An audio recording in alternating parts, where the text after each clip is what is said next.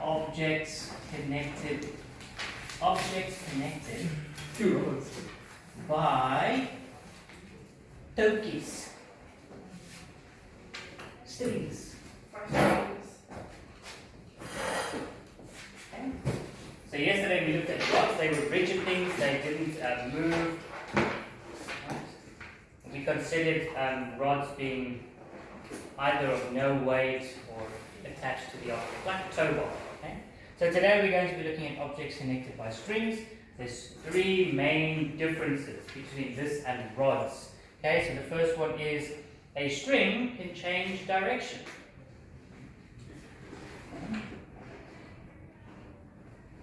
And change direction.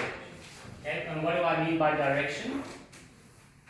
A string can go from horizontal direction to vertical direction if it wants to, okay, because it's flexible. Right? Think about a tow rope, for instance. A tow rope is pretty flexible. If you put it over a pulley, it can bend over the pulley. Okay, so it can change direction. We'll get to how that works in a second. Okay, a string can either be under tension. I suggest you listen to me rather than my writing. There's two ways to write this out neatly. Or slack. Okay? So think about a tow rope again. If the car driving in the front hits the brakes and the other car doesn't notice, what happens to the tow rope? It becomes slack in the middle, right? What can you tell me about a string? What can it not be? A rod. Cannot be A string, not a strung. A string strong. can never be Rigid. or never have thrust.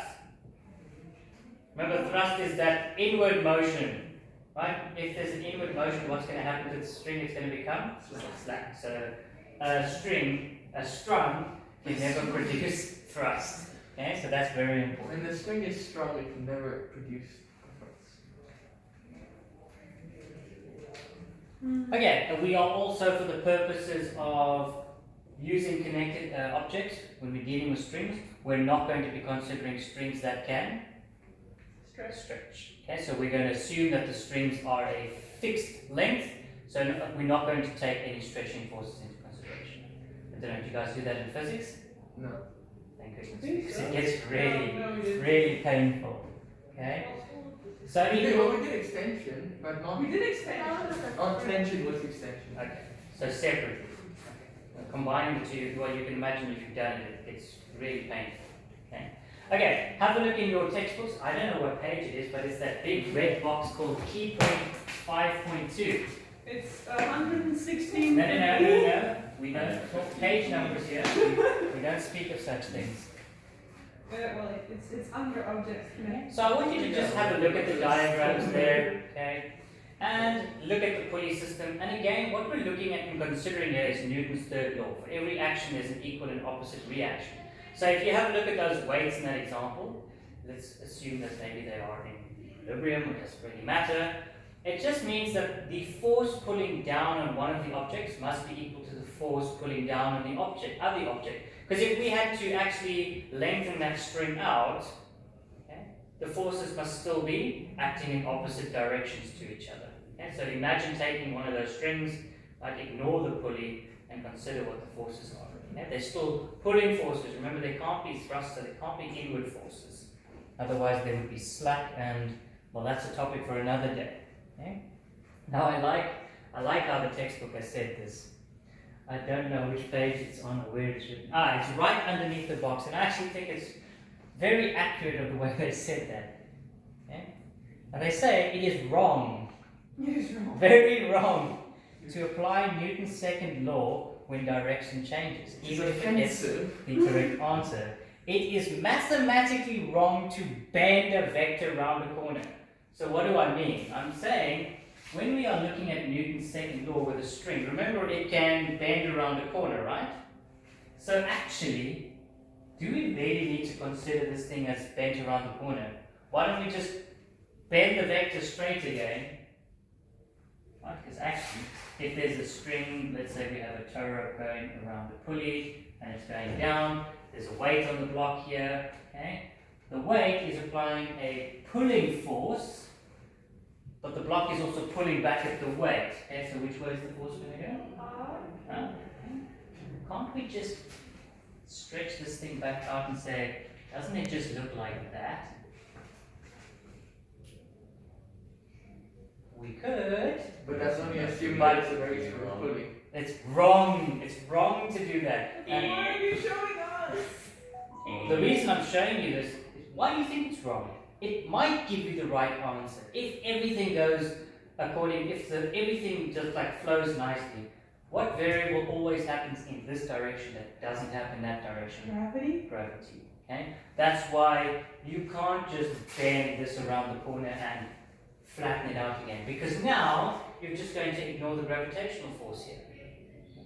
Because remember, when we're talking about horizontal direction, we don't care about the vertical forces. They don't affect the acceleration. So that's why when we have something like a string, you think, okay, I can just apply this whole equation. Remember, we looked at the equation for the whole system. And you might be tempted to look at this in one go, but you can't. Okay? So it's mathematically wrong to bend a vector It's around wrong. the corner. Don't do it. Okay? So don't do it. Okay, so now I've just got to forget that. Okay, so don't do that. Don't doing that. Very bad. Okay? Okay. Now, I'm going to say this, and the textbook has said this again. Don't forget that when we're talking about forces, right?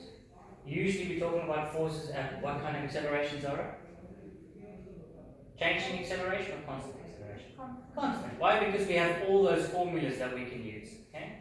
And so again, we've now introduced you to rigid forces. We're going to look at strings, but now we're also going to bring back all those other equations. Because we're not only interested in acceleration. Remember, acceleration is just one thing of many things that we like distance, time, initial velocity, final velocity, so we can calculate things. So let us have a look at worked example number 5.4. And goodness knows what page it is. 5.4. Depending on your edition, I think it's 116. 143. Okay, so the first thing they say is we have a box on the table. Okay, so let's quickly draw for ourselves a box on the table. Right, let's ignore anything else. Let's consider all the forces that happen to this box. So Zara, why don't you give me the forces? There's going to be weight. What's the weight of this box? 3 kilograms. 3. So it'll be 3 G newtons. Okay. What's the other forces that are going to be on this box? Very open force. Yeah, there's this normal contact force, right, from the table pushing up on the box. We're going to have resistance to motion. This is going to be what we call this friction, eh? Because they gave us the friction coefficient. Right? And now what else did they tell us? There's a string attached to the box that passes over a smooth pulley. So here's my smooth pulley. Okay, what does a smooth pulley mean? no resistance. There's no resistance to motion. In other words, there's no friction generated by the string moving over the rope. Okay?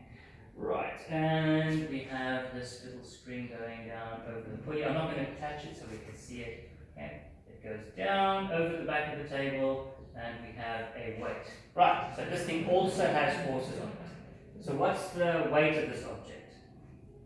20. Is it 2 kilograms? So 2 G newtons, there's the weight. Does it have any upward force?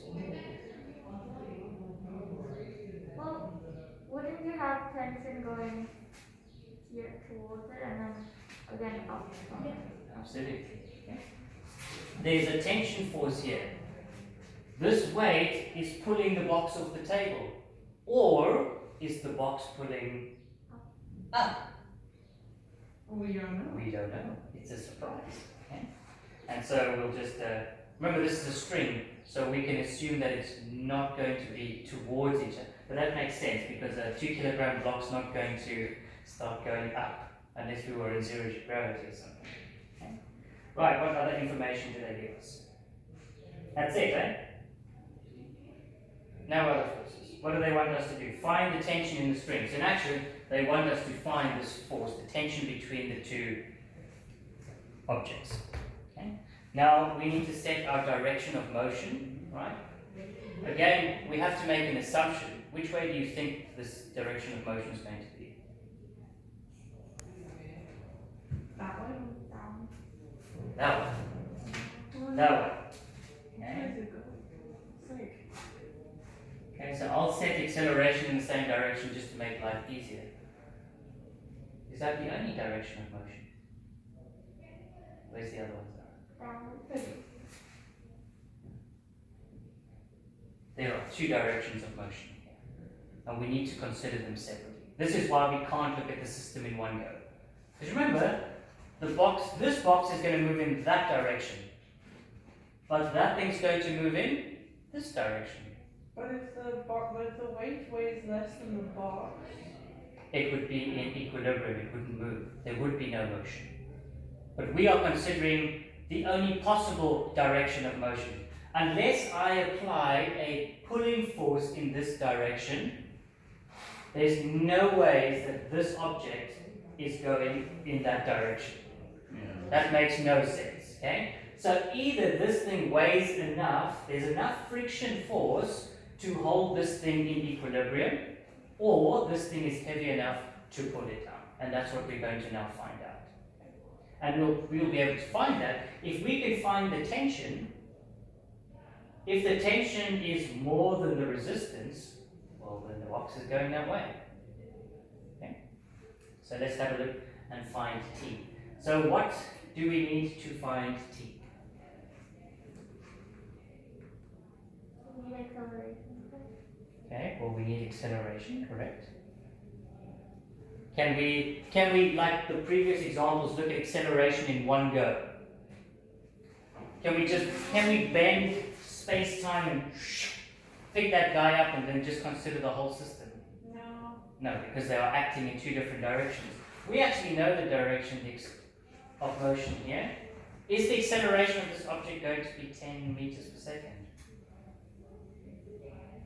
If there's no friction, then yeah, but there is friction. But there is friction. Okay, so don't blindly assume, ooh, acceleration here must be 10. We don't know that it's 10 yet. Okay? So my assumption is we're probably going to end up with two simultaneous equations trying to solve here.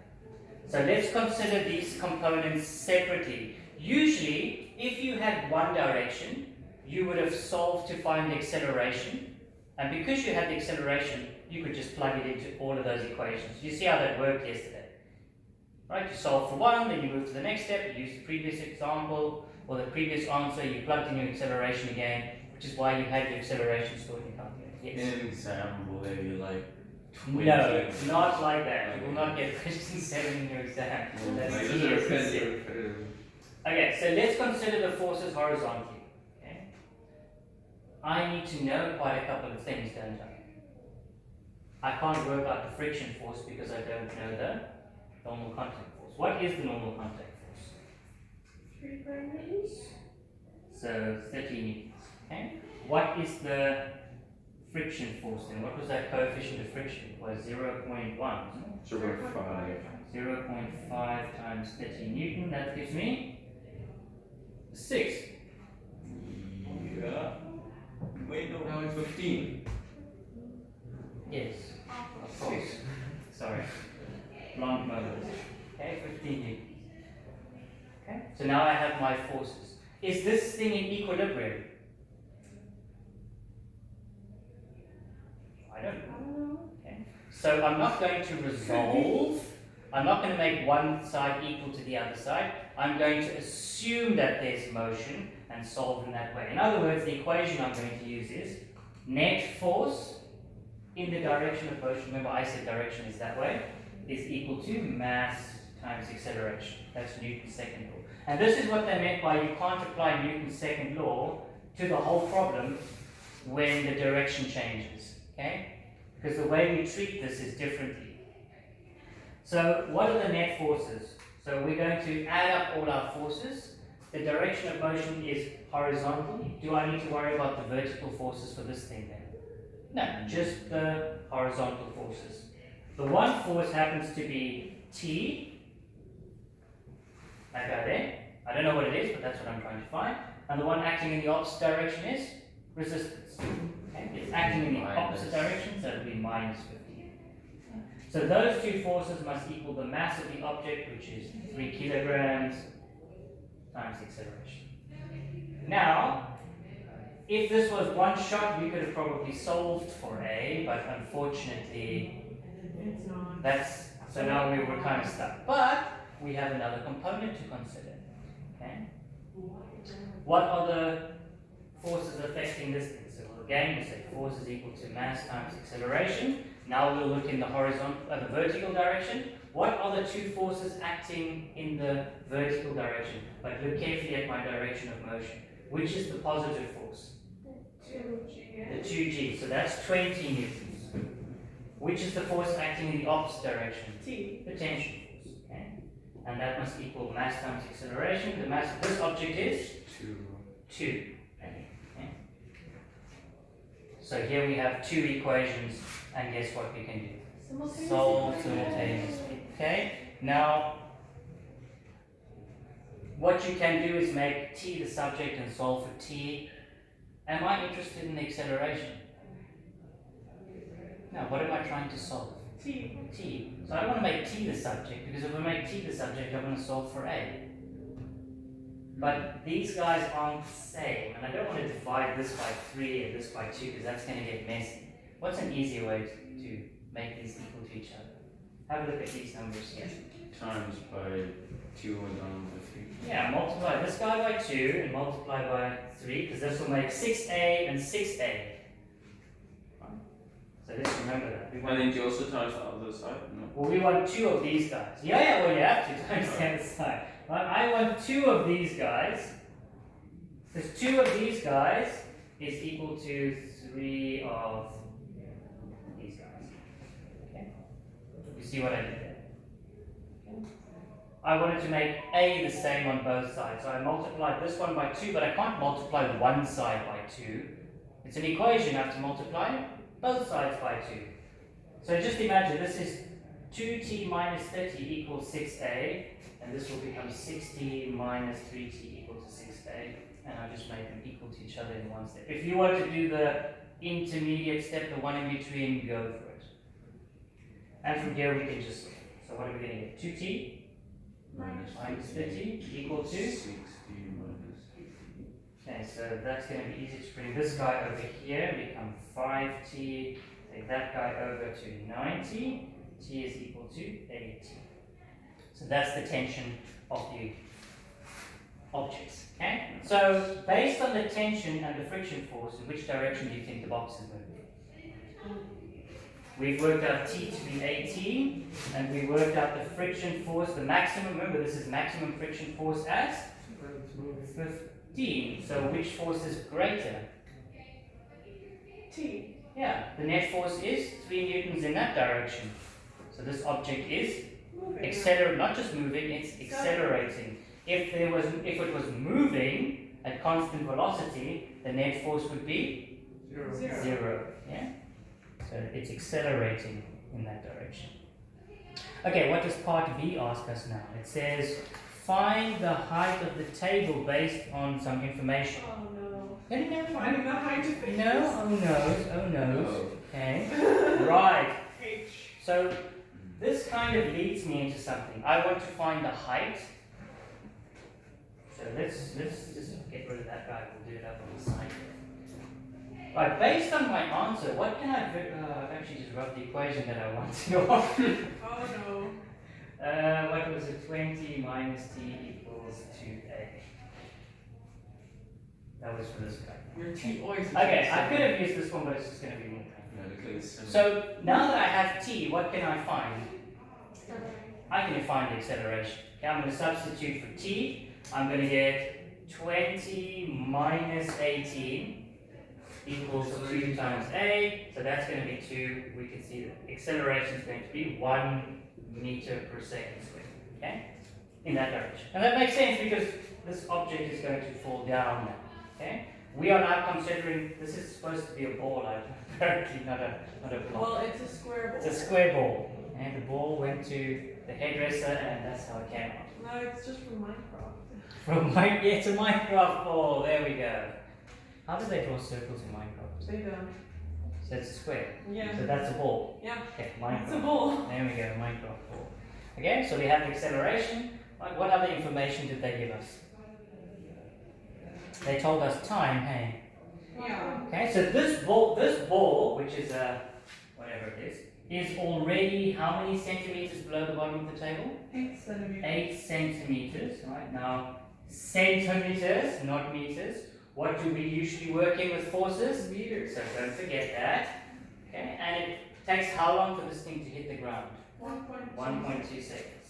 So we have acceleration of 1 meter per second squared, sorry. We have time of 1.2 seconds. What's our initial velocity? 0. And they told us it started at rest. Ooh, that's 3 variables. I only need 3 to solve something. And I'm solving for, well, I want to find height, don't I? So I'll just find displacement. But this is not going to be the displacement from the top of the table. So S equals ut plus a half at squared. Ut is going to be 0. Plus a half of 1 times 1.2 squared is, very quickly, 0.72. Promise. I checked it on my calculator. Okay. So 0. But this is 0.72 what? Plus A. Plus what? What is this is 7.2? 0.72 meters. Plus Okay? A. Plus we've got to add 8 centimeters. So we can do this one of 2 ways. Either we convert that or we convert that. We convert that. You want to convert that. What is 8 centimeters? 0.08. 0.72 plus 0.08 Is equals 0.8. 0.8 meters, right? Alternatively, I think the textbook converted this to centimeters and added it like that. So it's either 80 centimeters or 0.8 meters. Either answer is correct unless they specify what they wanted the answer in. Okay, which they didn't. They didn't say give me the answer in centimeters. They just asked you find the height above the table or the height of the table. Yeah, no, they did give me centimeters. Now, obviously, this is wrong, isn't it? Technically. What modeling assumption have we made here? No errors. We haven't taken into consideration this. The size of the ball. How high is the ball? What's this height? We've assumed that it is just a singular particle. Yeah, for all with no intents and height. purposes, it is a particle. Very small ball. Teeny. Well, technically, particles are teeny weeny tiny. Okay, let's do the next question. The next one is actually an interesting one. Could be an electrode that we're looking at, might not.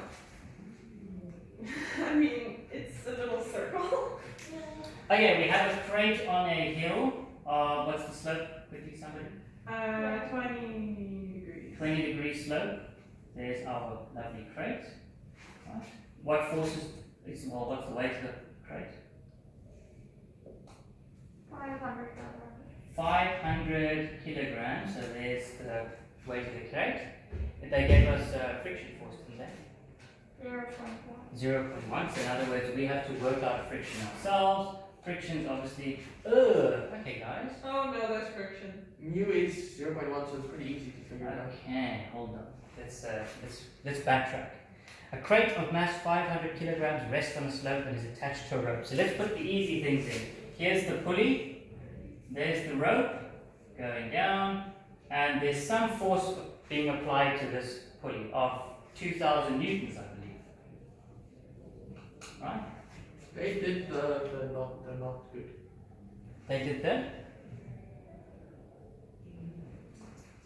Yeah, but I want to explain to you something first. Okay? We've got the coefficient of friction. We know that there's going to be a normal contact force, at least we know that. And that happens at what angle? Perpendicular. Perpendicular to the surface. So there's the normal contact force. And they say, what happens to the crate when a force of 20 newtons is applied to the vertical part of the slope? Well, if 20 newtons is being pulled down, what can we consider about the force being applied in that That's direction? 2000. It must also be 2,000 newtons. Okay? Actually, this force is going like that. Okay, so we have a 2,000 Newton force. Now, is that enough force to pull the crate over? Or is the weight component of this crate great enough to actually still cause the box to slide down the hill? Remember, this is a 5,000 Newton force down. Okay, it's not the horizontal component, but it's quite a massive force. So what are we going to end up doing? We're going to make Equation? we're going to make an assumption. Oh. And based on our answer, we need to remember what assumption we've made. What assumption would you like to make? Shall we assume that the force is strong enough to pull the box? Yes. Okay. You don't have to yet. Well, let's assume that. Let's say for all intents and purposes, we're going to say the direction of motion is that way, and we'll set the acceleration in the same direction. Okay? So I'm going to assume that this force can pull this crate up the slope. Okay? So if the direction is going that way, in which direction do we set friction? You see why you have to be very careful with friction, because it always acts in the opposite direction. Now, if we get a weird answer, we're going to have to change our assumption. We might have to redo this problem. Unfortunately, that's the whole purpose of this, is to make you think. Okay, now that we have everything, let's calculate the net force. Because if I can work out the net force, I can work out what's going on. If I get a positive net force, I know the box is going in that direction. If I get a negative force, then I've made the wrong assumption that the box is actually going in the other direction. So we need to resolve vertically to find that guy, because I need to find this guy. So now we're back to square one with forces. Resolve vertically. R is equal to, what's the only force acting in this direction? The weight component. The weight component here, right? This is 20 degrees. The weight component, this is the adjacent side, so it's going to be cos. So it's going to be 5,000 cos 20 degrees. Okay? Now I can find my friction force. Okay? Friction, what was the coefficient of friction? It was 0.1. Yeah. Okay, so it's 0.1 times R. So I'm just going to simplify that to 500 cos 20. Right, I've just multiplied 5,000 by 0.1. Because I'm going to leave it like that, because I'm... But you also have to add the weight force. No, we're just finding the friction force for now. Okay. We found the contact force to find the friction force. Now we're going to consider the vertical motion. So we're going to do something different. We don't know what's going on here. So I'm not going to try and resolve, I'm not going to try and find acceleration. I actually just want to see which way is the net force going. Okay, so which way did I assume the box was going? Up. Okay, so let's find the resultant force. Okay. So up, the only force going in that direction is 2,000. What are the forces going in the opposite direction? There's weight. Friction. Yeah? And there's this component force here as well. There's a force actually acting. There's that component force. That is 5,000 sine 20 degrees. So quickly work that out for me.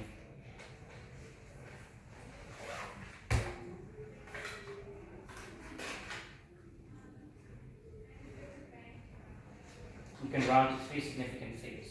Negative 179 point. So let's just round to 3 and say minus 180 newtons. So, oops. Direction motion is. So actually, that force is not big enough to pull the box up the hill. There's a negative force. So, can I just now go, okay, well that's the net force, Bob's your uncle, happy days? No, because if the box can't go up the hill, is the direction of motion up the hill? Well, you can make the direction of motion anything you want. You just gotta- Well, but that's what we're going to have to do now. We're actually going to have to change our assumption. Okay, direction of motion is not up the hill. So, okay, fine. Let's try down the hill. What do I have to do to my friction force now? Is friction acting in the same direction still? No. Well, I need to change that. So now friction's going in this direction. Right? Because remember, friction just acts against motion. It resists motion. So I thought the box was going up the hill. I was wrong. Maybe the box is sliding. Maybe this force here is so strong, it's actually going to pull whatever's pulling this thing back up. Right? This box is going to slide down the hill. Fortunately, I don't need to redo those guys because they're going to stay the same because the contact force hasn't changed, except we're going to recalculate the resultant force. So let's do that for scenario number 2. Resultant force. Okay, we can say this was assuming upward. And we can say this is assuming downward. Right, now we're considering maybe this box is going down the hill. So, Dominic, which forces are acting in the direction of motion this time? None of them? Oh, the weight component. Don't forget that guy, 5,000 sine 20. That's that guy there. Right, which are the forces acting in the opposite direction? Mu R. Okay, which is, okay, well, I'll be lazy, right? Cos 20, and then 2000.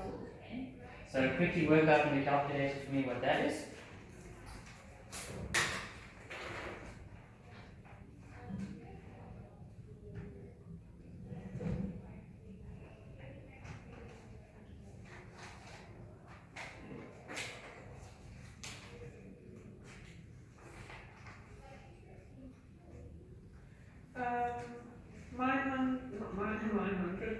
Minus 759.7. So minus 760. Okay. Well, it's 0.7. So it's minus 7. So we assume this box is going down the hill. But we got a negative force again. That's telling us the box is supposed to be going in the opposite direction. Maybe it's not moving. Have you considered that the box is in Equilibrium. equilibrium? Okay. So So it's not going up, but it's not going up. It's not going down. Right? Because we've proved that now. We've said if it's going up the force, I should have a positive force. I don't. It's going down the hill, therefore I should have a positive force going down the hill. I don't. So let's consider if this thing is in equilibrium. Okay? If this thing was in equilibrium, let's consider what force would take to pull the box over the hill. Okay, so let's consider what that force should be. How would we work that out? What should the net force be in order to have this box go over the hill? We can do it one of two ways. Didn't we say it was in equilibrium? Yeah. Well, we're going to consider an equilibrium. But which equilibrium is it in? Is it an equilibrium going down the hill or equilibrium going up the hill? Probably going up the hill because if you look at the numbers, it has a bigger wait.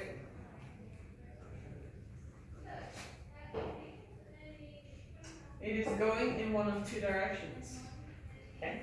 That's my. It is going in a Dominic wants to go up the hill. It's going in. She wants to go that way. Let's go that way. So let's change this quickly. Make your poor teacher write extra things, but anyways. Okay, what I want to consider is what friction force do I need to keep this box in equilibrium? And what friction force must there be? So in equilibrium, the forces going up the hill, the forces going down the hill must be the same. Okay? So what are the forces going up the hill?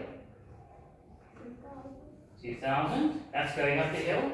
And what's going down the hill? The weight component and the friction force. So we've got, what's that weight component? 5,000 sine 20, and we've got the friction force. Now, we're not using this friction force. We want to work out what friction force would keep it in equilibrium. Because we're going to compare the two to each other. Because we actually know what the maximum friction force is, don't we? So let's consider what kind of friction force would keep this thing in equilibrium. Okay, quickly work out for me. This is going to be that. Just take that over. So the friction force required to keep this thing in equilibrium is 2,000 minus the weight component.